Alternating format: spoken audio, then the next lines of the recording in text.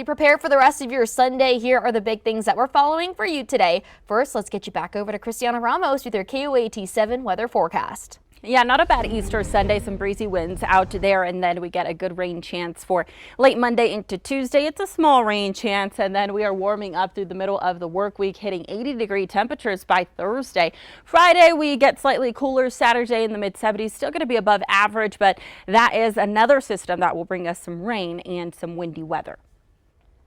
In this morning's top stories, New Mexico is heading into fire season under very dry conditions. Record heat and snowpack just 17% of what it's normally. They're drying out fuels early, and it's putting much of the state at risk for extreme fire danger in the months ahead. Crews will continue to monitor conditions and could put a burn ban in place if needed.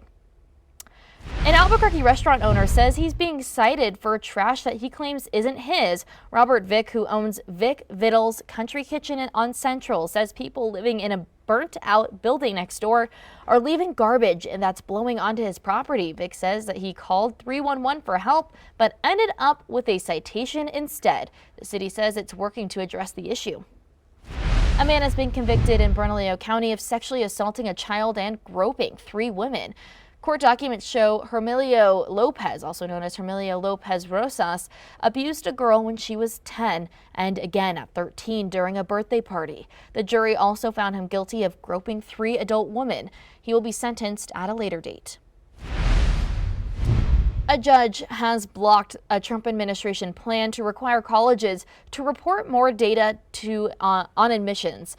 The policy would have forced universities to share information, including applicants' race, to show they are not using race in admissions after the Supreme Court's ban on affirmative action. A group of Democratic attorney generals sued, arguing that the policy could violate students' privacy, but the judge has issued a preliminary injunction.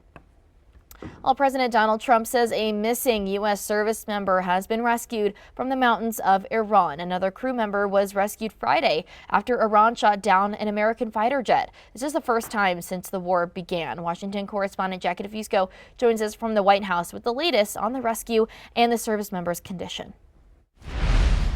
President Trump says that the rescued U.S. service member is injured but will be just fine, he said, after what the president described as, quote, one of the most daring search and rescue operations in U.S. history. He said the mission stretched deep into enemy territory, involving 24 hours of monitoring and dozens of aircraft, all as Iranians were also racing to find this U.S. crew member.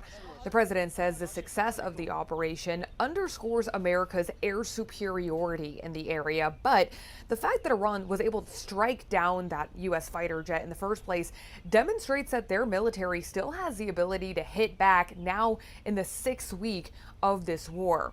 It comes as a possible escalation is looming. On Saturday, President Trump doubling down on his Monday deadline for Iran to reopen the largely blocked shipping route, the Strait of Hormuz, or face devastating consequences. Iran once again threatening to retaliate. Meanwhile, Pakistan, which is trying to broker a ceasefire in this conflict with the backing of other regional partners, says that peace efforts are, quote, right on track, but still there has been no date set for proposed talks between the United States and Iran. Reporting in Washington, I'm Jackie DeFusco. Jackie, thank you. In his first Easter Sunday message since becoming the head of the Catholic Church, Pope Leo called for dialogue and peace. Thousands gathered for Easter Mass in St. Peter's Square. In his message, the Pope called on powerful people to turn away from violence and domination.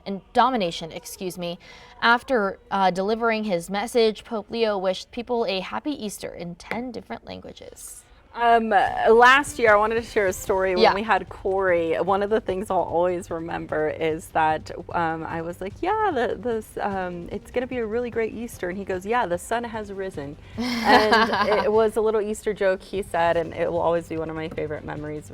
I like it. That's a good one. I like it. That's good. Little weather, little biblical action there. Yeah, so it was really funny. Well, thank you so much for joining us. Action 7 News will be back at 5. You can get the latest newscast anytime on the free Very Local app. We hope you have a great day, a great Sunday, and a great Easter if you celebrate.